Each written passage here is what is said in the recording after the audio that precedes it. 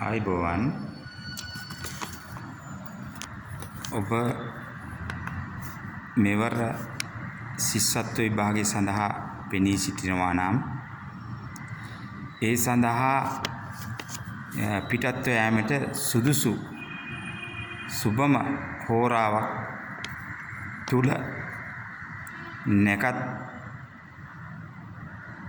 දෙකක් මා සාදා ඔබට ඉදිරිපත් කරන්නේ ඔබ ගෙදරින් පිටත් වන වේලාව සුබ වේලාවක් විය යුතුයයි මා අදහස් කරන බැවිනි. එනම් 2026ක් වූ අගෝස්තු මාස 9 වන ඉරුදින සෞම්‍ය යෝගයක් මෛත්‍රී මූර්තයක් උදාව පවතින මොහොතේ පෙරවරු 7:40ට හෝ 8:06ට දකුණු පාය ඉදිරියට තබා පිටව යෑම සුබයි.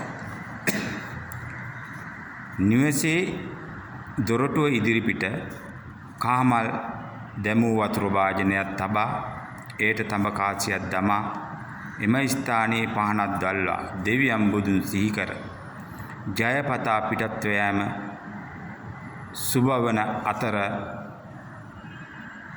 ඊශාන දිශාව බලා පිටත්ව යෑම ඊටම සුබයි. උතුරු දිශාව කිසිවිටක නොබලන ලෙස මා තරවේ අවවාද කරමි. ස්වස්ති සිද්ධම්.